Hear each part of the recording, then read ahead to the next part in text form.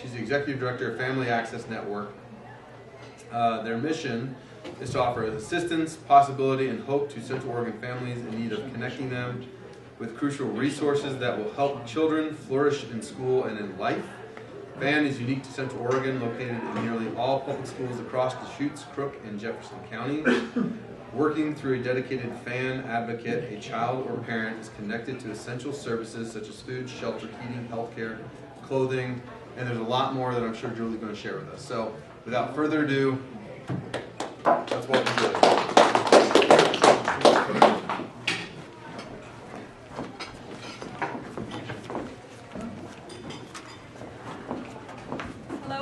I am Julie Lyche with the Family Access Network.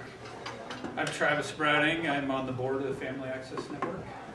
And we are going to just pass out just a little bit of data, and I'm going to start and talk just as an overview. Oh, that's great. That's great. Okay. And then Travis is going to come up and talk about why he's a part of our board as a member of the Redmond community. So, before I start, how many of you have heard of FAN, the Family Access Network? Many of you. That's wonderful. That is pretty amazing. We have been in Central Oregon for 30 years. And Kiwanis has done amazing things with and for our families through the years. We were the beneficiary of your Vintners dinner a few years ago, and that was a wonderful event. And oftentimes I think the families that you're supporting, we are also supporting. So it truly does take the whole community to support our families. We talked about churches doing different things for families in Redmond and how all of us together have to come work together, the service clubs, the nonprofits, the churches, the business partners. So we just want to thank you for being part of that team with us. So that was a lovely little overview of FAN. We have FAN advocates in all of our public K-12 schools in Central Oregon. So in Redmond, that means we have 7 advocates in the 14 public school sites. And our advocates are about a half time in each school. So they generally have 2, maybe 3 schools, but in Redmond they have 2 schools each. And, you know, we started 30 years ago in Thompson Elementary in Bend and Terrebonne Elementary in Terrebonne. And I don't think a lot of people know that. That FAN actually started here locally, and it was part of a group of people that said, we've got to be able to help families in a better way. We've got to be able to figure out how our kids don't fall through the cracks so they can show up for school every day and get a good education. And out of these initial 2 small programs in Terrebonne and in Thompson Elementary in Bend came this now FAN with 27 FAN advocates and 65 sites throughout Central Oregon. So in 30 years, the expansion and the growth in the number of people we've been able to serve has been really remarkable. Our current FAN advocate at Terrebonne School has been there 22 years. So our FAN advocates have longevity. It's not an easy job for them working with families, but it is a job that really feeds you. And we see that by the number of years our FAN advocates are together and stay together in the schools. She remembers being at Terrebonne and her office being in a back corner in a closet and just having 2 chairs, and that's where she greeted FAN families in Terrebonne. And now her office is in the front of the school. It's a beautiful space where kids can see her as they come in every day, and families feel comfortable talking to her. So what is it that our FAN advocates do? I always say, ultimately, our goal is we want kids graduating from high school. Straight up. We need these kids graduating from high school. We know that with a high school education, children are way more likely to succeed in life. And we know there's so much more that comes after the high school education, whether it's college, technical school, skills that folks need so they can be successful in life. But the piece that we feel like we can impact is getting them to graduate from high school. So our job as FAN is to break down barriers so kids can show up for school every single day. So those barriers are as varied as the families are that we serve in Redmond. It could be a family living in their car. It could be a child that needs school supplies, and everything in between that. So we really work with these families to say, how can we make sure that your child shows up every day, well rested, well fed, and ready to learn? And so that's what our fan advocates are doing. We know if a child comes to school and they're hungry, or they don't know where they're going to be sleeping that night, that it doesn't matter how good they're going to do. Well, it doesn't matter that math test is today. They're not going to care about that. Their priority in their head is, I'm hungry, where am I going to sleep tonight? So our job is to make sure that they can come to school and be present and be ready to learn. You have some specific, are you asked questions in the middle of the, are you that kind of group that just raises your hand and asks in the middle? Jump in, is what I'm going to say. So if we're on a roll, feel free to jump in and ask questions or stop me. So in Redmond specifically, you have some statistics in front of you. Last year, we served in just the Redmond School District area over 1,800 kids and family members. So this is no small number, and we serve them in ways such as helping kids have hygiene items. So the families would have shampoo so the kids could shower before they come to school. Helping a high school senior to get a scientific calculator for the classroom that their family couldn't afford.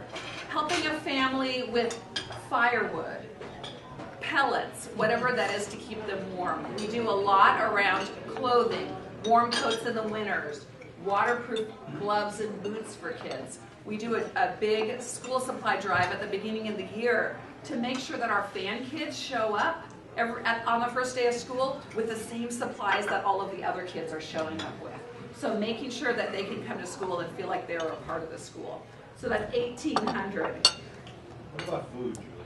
What do you do Food, with thank you. We do a lot around food. One of the beautiful parts of FAN is that we can't do our job without our community partners. We absolutely cannot. We have over 100 partners. We have so many incredible partners in Redmond specifically. Jericho Road is one of those partners. And Jericho Road does weekend food bags for our families. And here's how this partnership works. FAN identifies the kids, gets the parental approval or the guardian's approval. Jericho Road does the bags, gets the money for the bags, and then gets them to the fan advocates, and then the fan advocates distribute them to these families. So it's a great partnership in terms of we know who these kids are, we have a relationship with them. Jericho Road has the ability to have the volunteers get involved and do the fundraising to get those food bags. So that is a great example around food of how we can't do it without our partners. We have an arrangement with Grocery Outlet here in Redmond where we can have families go and shop there, and families can, one of the things we always want to do is let's make sure we're buying food for families. So they have items that they can buy, no alcohol, tobacco, that kind of thing. But we've managed to have them, so, sort of on the old, like put it on my bill kind of thing. So our families, we can send them the names, and then they can go down and get $50 worth of groceries for their families. We do lots around food baskets and the food bank items. And here's the thing that I think our fan advocates do really well. They help the families navigate the incredibly confusing social service system. So imagine if you're living in your car with your 2 children and you're hungry. Our parents don't know when the food bank is open, who's eligible for the food bank, how many times a month you can go. And so the fan advocates will sit with the family and say, okay, on Tuesdays and Thursdays, you can get lunches. On Wednesdays at night, you can get food for the whole family. And twice a month, you can get a basket. And these are just the kinds of things that families just don't have the capability of knowing because they're so overwhelmed with just figuring out, how am I getting my kids to school tomorrow?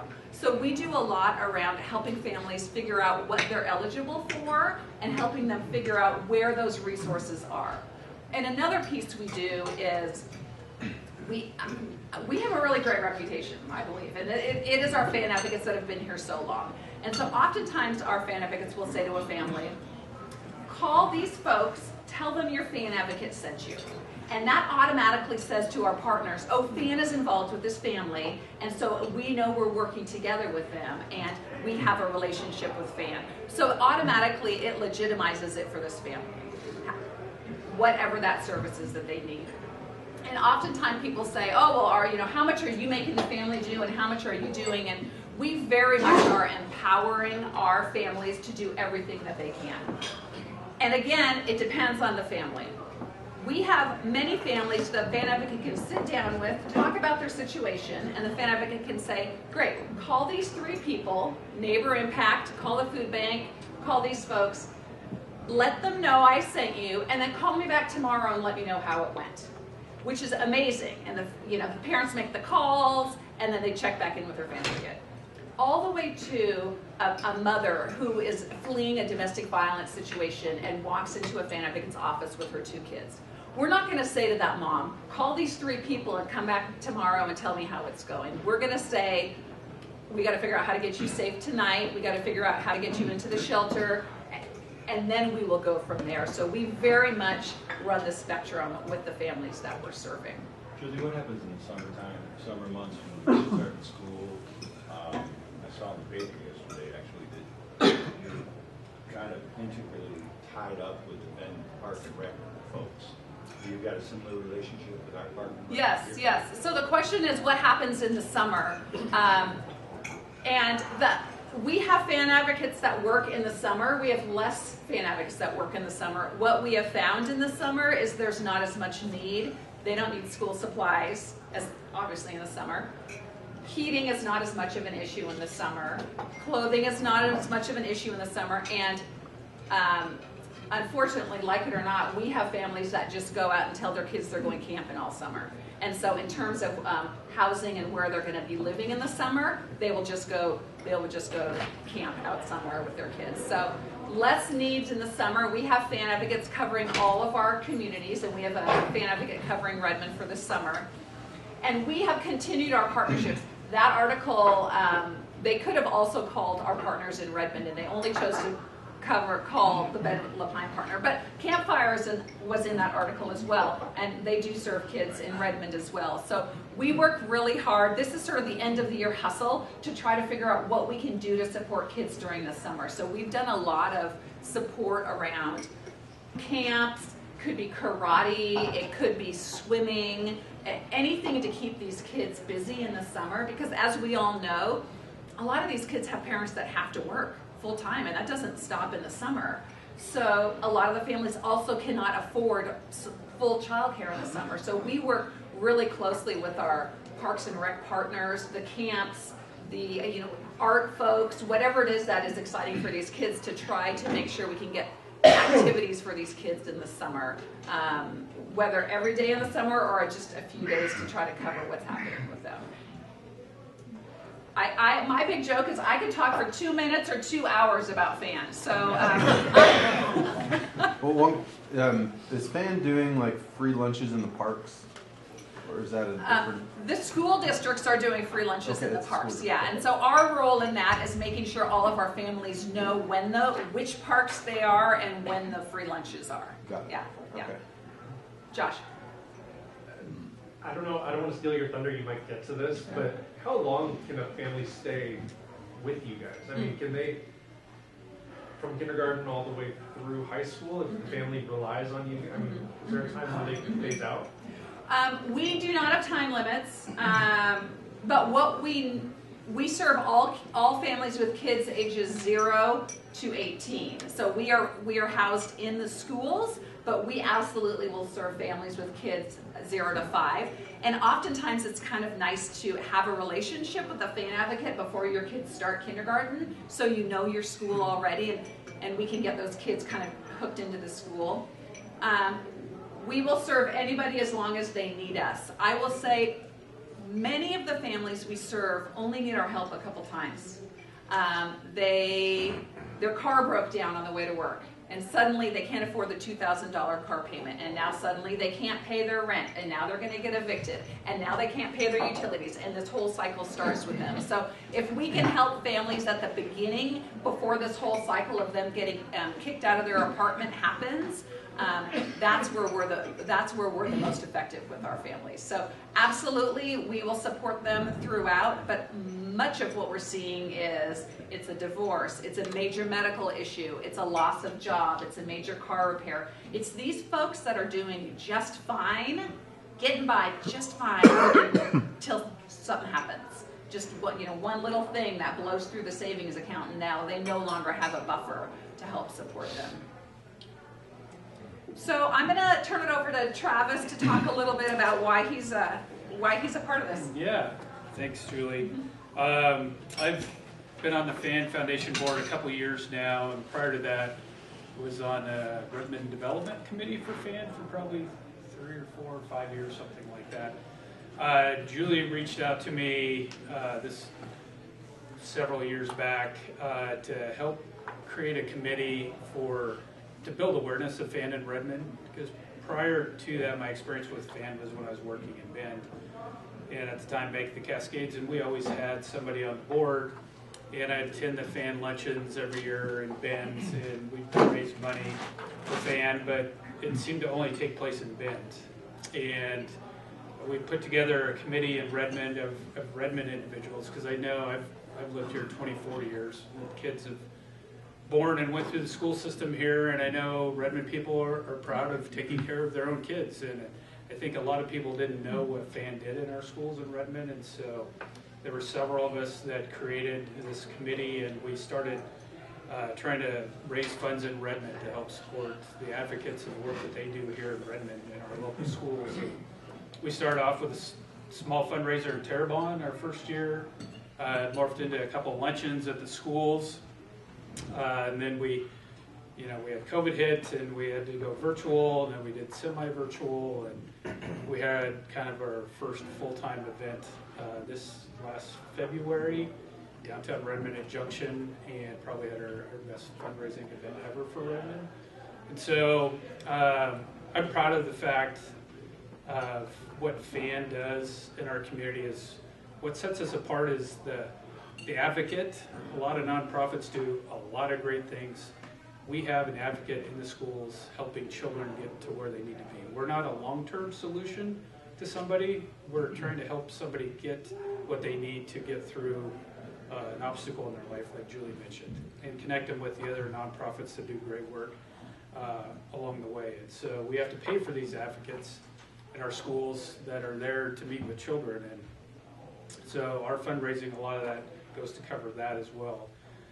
My wife's a 31-year educator, most of that here in Redmond, and so I learned about FAN way before I met Julie, just from her coming home with stories about students, just like Julie mentioned. Same kids come to school, middle school, with the same clothes every day, and if they're not laundered, they start to smell, and then other kids are making fun of them, and they get isolated, and they need hygiene products, that sort of thing. And so having an advocate in the school, she could connect them with that, and they would get them a new set of clothes, or get them toothpaste and deodorants and shampoo, those sort of things. And probably my favorite story, which really, hit home for me, is, and my wife's a math teacher. She had a young girl in her class that was a really good student, A student, and then all of a sudden her grades started dropping off, and she noticed things weren't the same with her, and she wasn't wearing her glasses anymore. And she pulled her aside and said, hey, I don't remember her name, but I noticed you don't have your glasses, and I've also noticed your grades have fallen a little bit. She goes, well, my glasses broke, and my parents can't afford to get me new glasses, so I'm trying the best I can, but I just can't see. So she connected her with the advocate at the school. The advocate, with their connections, connected them with a local eye doctor, got her free glasses.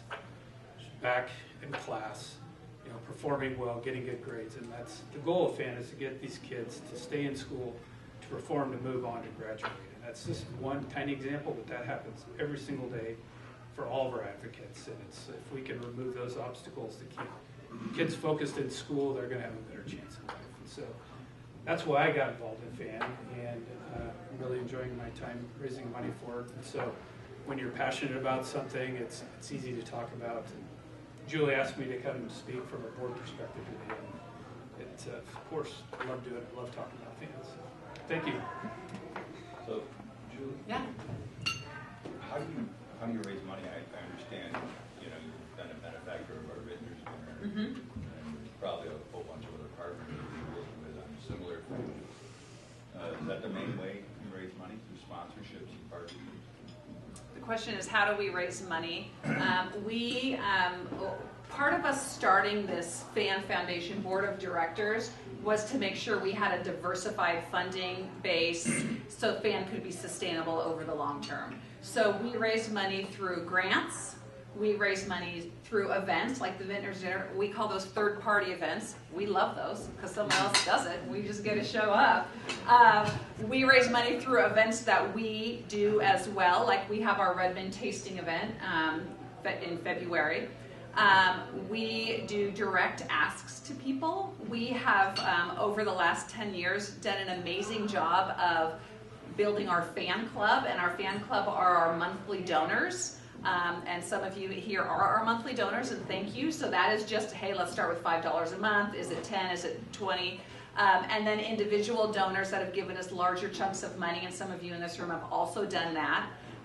So it really is a wide variety of fundraising that we use. We do business sponsorships, so if any of you have a business and you're interested in sponsoring our Redmond tasting event, let us know. We love that as well. So it really, we want to spread it out. We want to spread it out for the stability of it. Public money or? We get some federal money through the school districts. So part of our pot is school district money. Some of our districts give us some general fund, and some of us give us federal money through that runs through the district. Is it COVID money or? No. It's it's stable-ish. It's Medicaid. It's school-based Medicaid money. And man, if anyone wants to, sit over here with me for a couple hours and talk about school-based Medicaid, I'll do it. It's very complex, but that is how FAN started originally 30 years ago. The federal government had this pilot project for schools and said, hey, we have this Medicaid money, and then we had this idea in Central Oregon, the folks that started it, and so the timing of it was beautiful. So what we realized through the years is you cannot count on federal money, and so that is why we started the Fan Foundation Board, and that is why we've diversified our funding base. Yeah. How much is it, your annual budget, and what kind of, round numbers? About 1.8 million. Wow. Yeah, and that is 27 fan advocates and 4 admin staff. Yeah. How Yes. many kids do you serve roughly? We serve over 7,500 children and their family members. So that's all throughout. That's Crook, Deschutes, and Jefferson County. Yeah. So COVID probably disrupted your operations. Was there any good outcome to that, that it made you do something differently that you're now continuing to do? That's such a great way to spin COVID. COVID was really rough for our fan advocates because, as you know, they're very much, the family comes into the office, they drop their kids off, they have a relationship with them that way. What we got really good at was figuring out ways to communicate with families that didn't include them being in the school. So we now, all of our fan advocates are required to text with their families. And man, I would rather email or call, but the families these days, they text. And so a part of what we had to shift to in COVID is the only way we're going to communicate with these families is over text. Or phone, and so we have done a lot better job of saying the fan advocates all need a phone that they can text families because this is how families are now communicating with us. Yeah, so that was one great aha. So, Travis, you said Yeah. You were talking about referring people to other resources and things like that. I would say, Julie, going back to your, we have a good reputation in the community. I would agree, and I would tell you that we see different speakers every single week. We can't tell you how many of them say, yeah, we work with FAN on this, or yeah, we refer people to FAN for this. Would you guys say you're anywhere near capacity, or do you have room to help more people? We don't have waiting lists. We don't have eligibility requirements. We're going to help anyone who walks through the door. We expanded to Jefferson County 3 years ago, February 2020. So if anyone remembers what happened in March 2020, that was really bad timing. But we are in all of the Jefferson County schools now, which is great because we know our families are transient. So if a family moves from La Pine to Madras now, we got them. We got the warm handoff with them. So we do not have any conversations about we're at capacity. We're serving the families the best we can. And the reason we don't have strict eligibility requirements is because we aren't folks like Neighbor Impact, for example, who gets money that says you have to only make this much money and you have to have 3 people in your home and then we'll give you $200 a month. We can help anybody and say, hey, have you talked to Neighbor Impact? Hey, did you know you can get a scholarship here? Hey, did you know you can get a scholarship there? There's no eligibility requirements in helping people figure out where they can go for resources.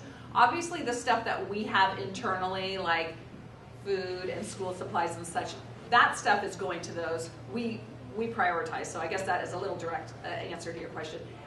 With our limited stuff that we hold on to, we are prioritizing for those families that are most in need. And we help, you were talking about things, we've helped people with hotel room stays, that are need a place to stay that night, gas cards, somebody to get to school that's having to drive in, things like that, the advocate can just pull and take care of for the student at that time without having to go through a lot of hoops or eligibility like Julie was talking about. What kind of clients or individuals or families do you see where you can have an impact on improving their housing situation? What are you interested in? Housing. Woo! Housing. First, I want to say Redmond has done an amazing job of getting in front of the safe parking for our families, and thank you for that. It's rough. It's rough.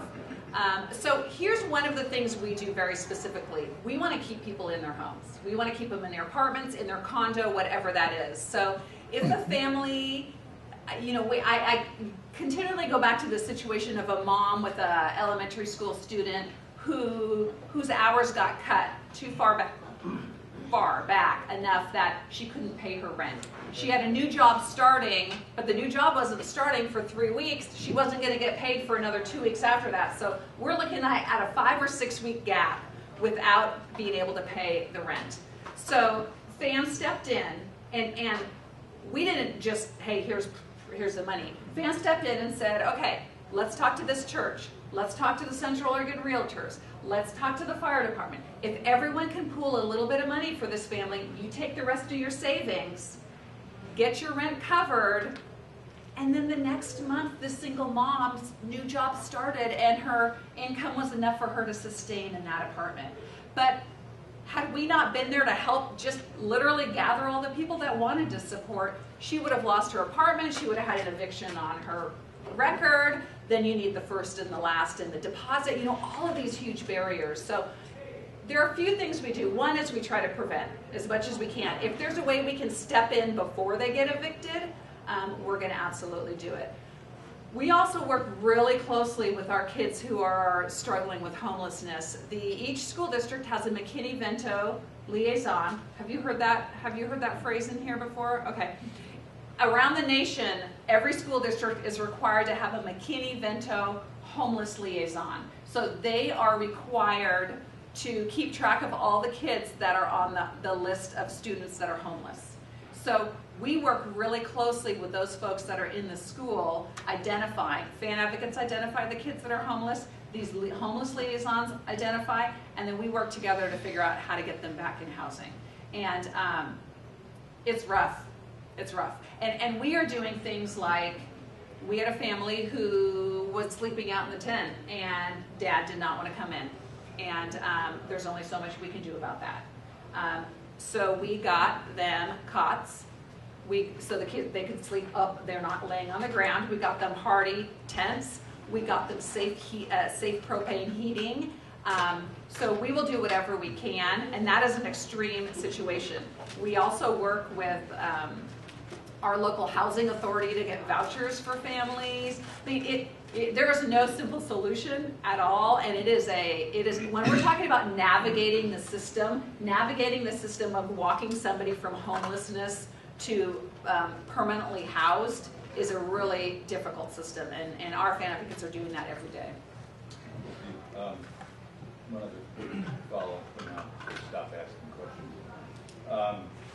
They had a number of 600 kids, unhoused kids in Bend that are, what's your estimate of the numbers in Redmond? I know those numbers. I think it's about 325.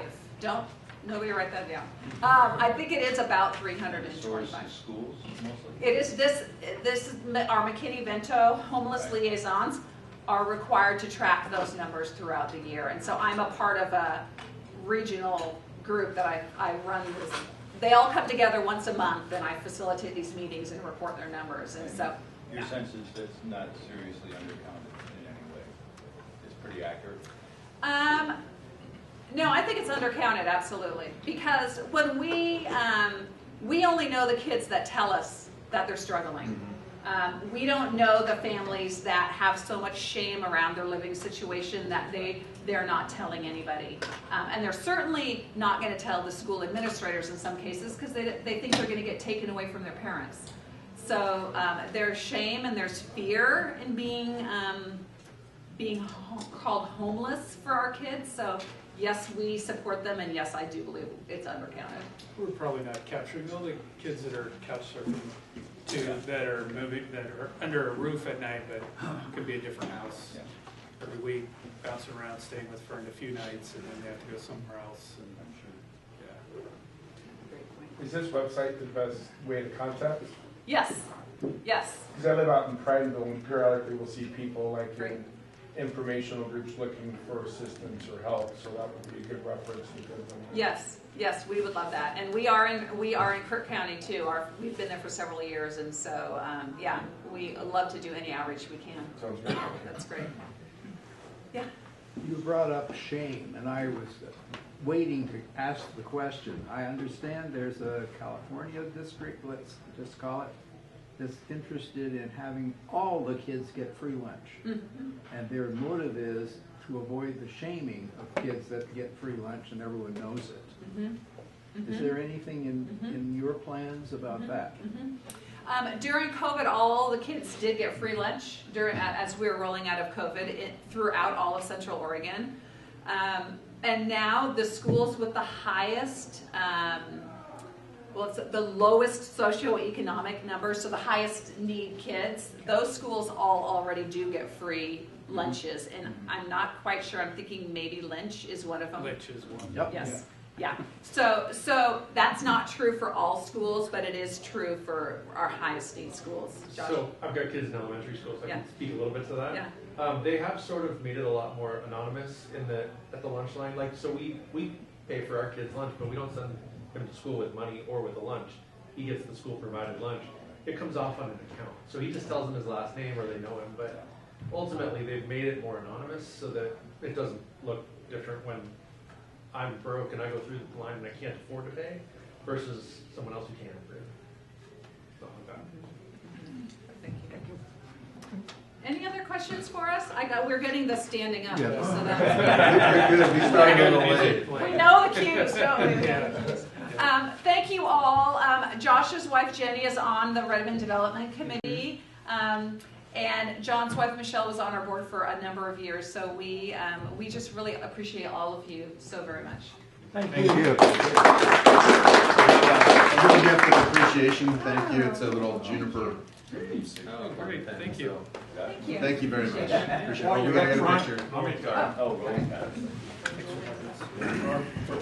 Barb's out of town, so You got it. Fill it in. I do know how to We run should do it. a I used it a lot Oh. yesterday in Yes, Oregon. maybe. There you go. Need to learn.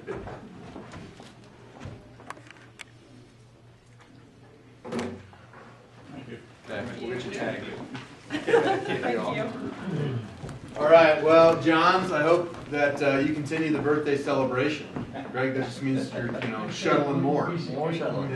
So I guess it's the bar. If you want sugar. Drinks on jump bar. Yeah, that's different. Behind them, I'll get. That's what we do later, is the bar. Later, perfect. Well, I'll go ahead and dismiss this. Thank you all. See you next week. Thank you.